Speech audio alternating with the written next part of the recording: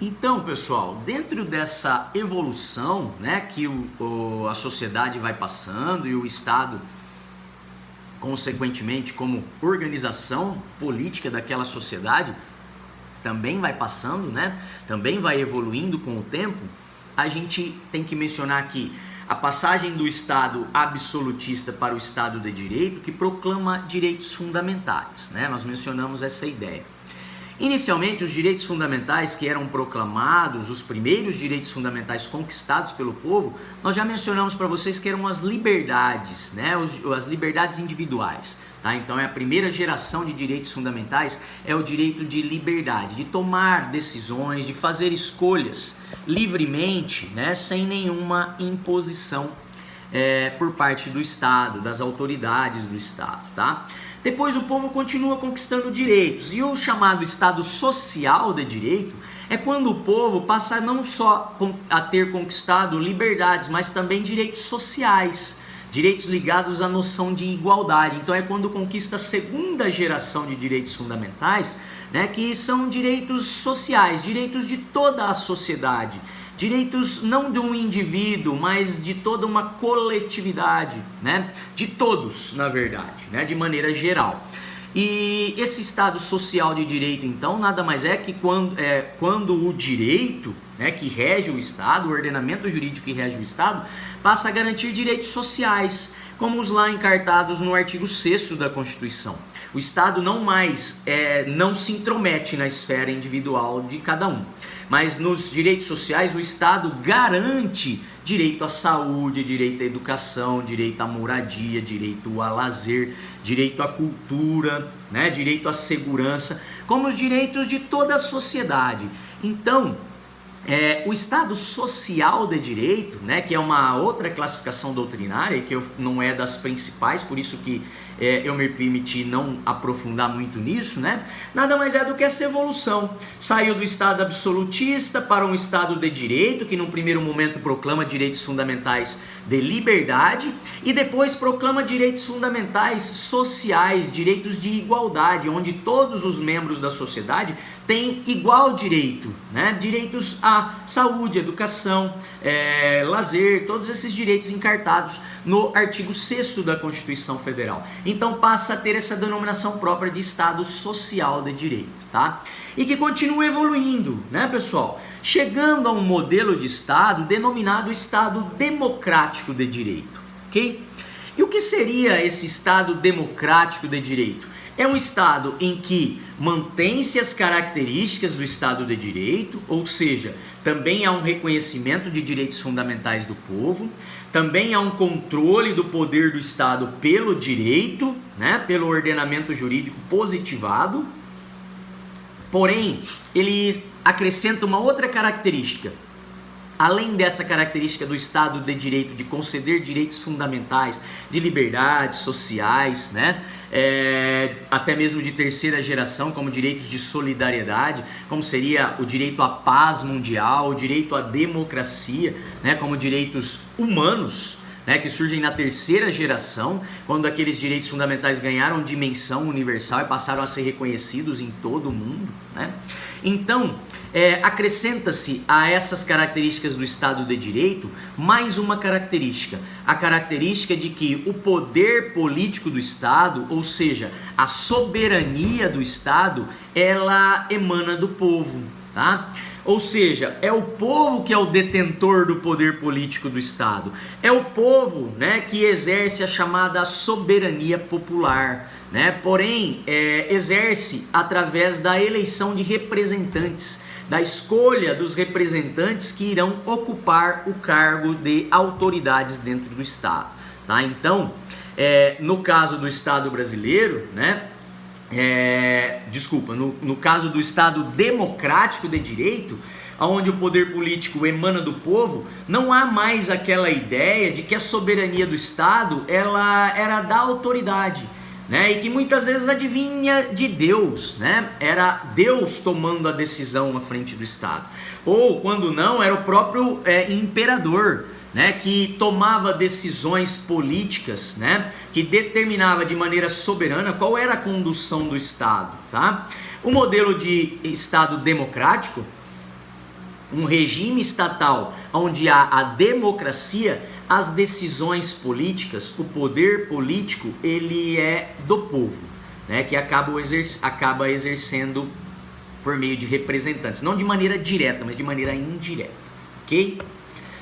Nesse sentido, temos que mencionar que no regime democrático desse Estado de Direito, que como eu falei, o Estado Democrático de Direito, ele mantém as características do Estado de Direito, mas acrescenta os ideais de democracia. Acrescenta essa noção de que o poder do Estado não é da autoridade, nem vem de Deus, o poder é do povo, né?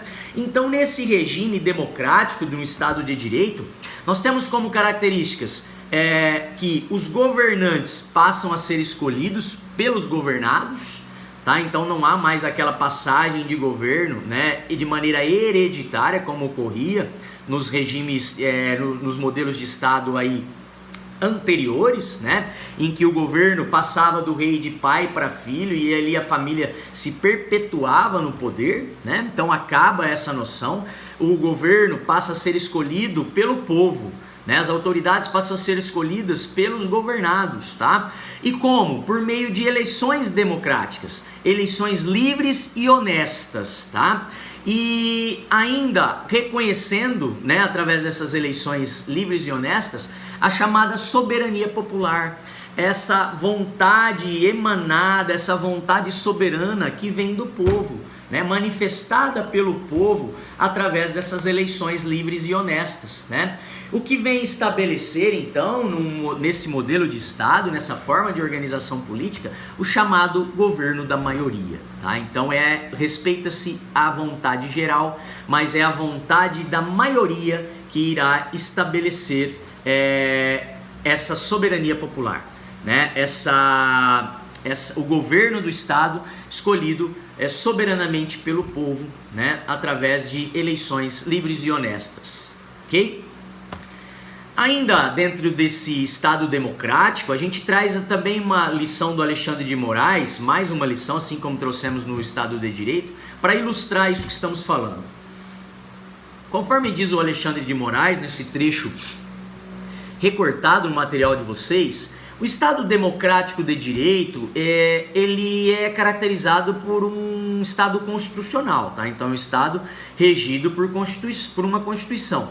Mas diz o autor que significa que o Estado se rege por normas democráticas, tá? Então, o Estado democrático de direito é regido por normas democráticas, com eleições livres, periódicas e pelo povo, né? Então é o povo escolhendo livremente, sem coação, sem submissão a autoridades, ao mando de ninguém, né? Quem irá governar o Estado? Por um mandato periódico, para que não fique se perpetuando também no poder, né? O que seria uma característica que fugiria dessa característica de democracia, né? De vontade, respeitando a vontade popular na condução do Estado.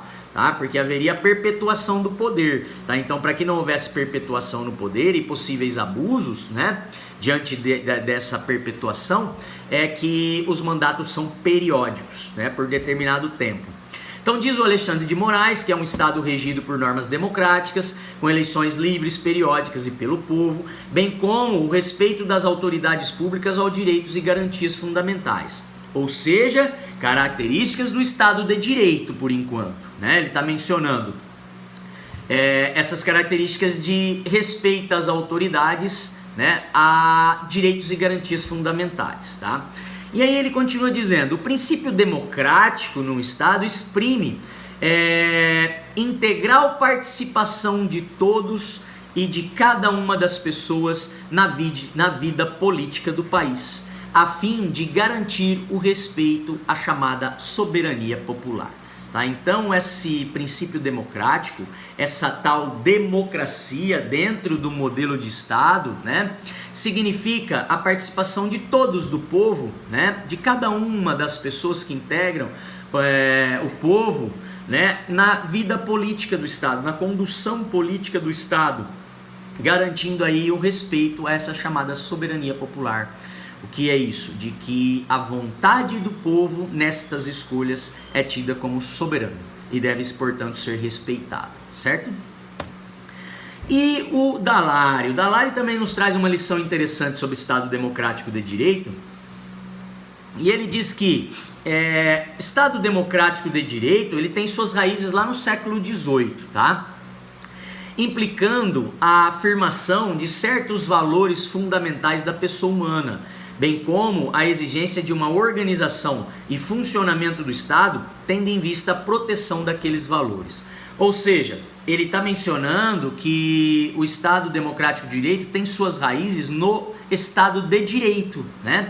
Onde esses valores fundamentais da pessoa humana, ou seja, os direitos fundamentais, né, eles são exigidos, né? Eles são afirmados na norma máxima, na norma constitucional, tá?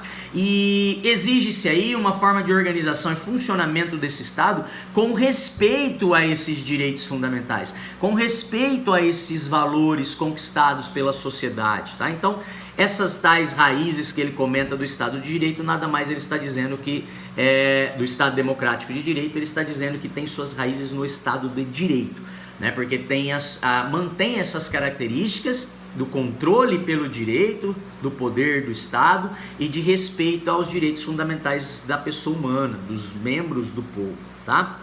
Aí ele continua dizendo que a base do conceito de Estado democrático é, sem dúvida, a noção de governo do povo. Então aí ele acrescenta a noção de democracia, né? De que no Estado democrático, sem dúvidas, traz a noção de que o governo é do povo, né? Revelado aí pela própria etimologia do termo democracia. Democracia significa governo de muitos, né? Então é nesse sentido que essa etimologia de democracia significa, sem dúvida, a noção de direito de governo de muitos, de governo do povo, ok? Com relação a nosso Estado, né? Nós falamos que o Estado brasileiro é um Estado democrático de direito. Eu vou fazer uma pausa aqui para o vídeo não ficar grande e volto no próximo para falar a respeito da Constituição e algumas noções sobre a nossa democracia, então, aqui no Brasil, beleza?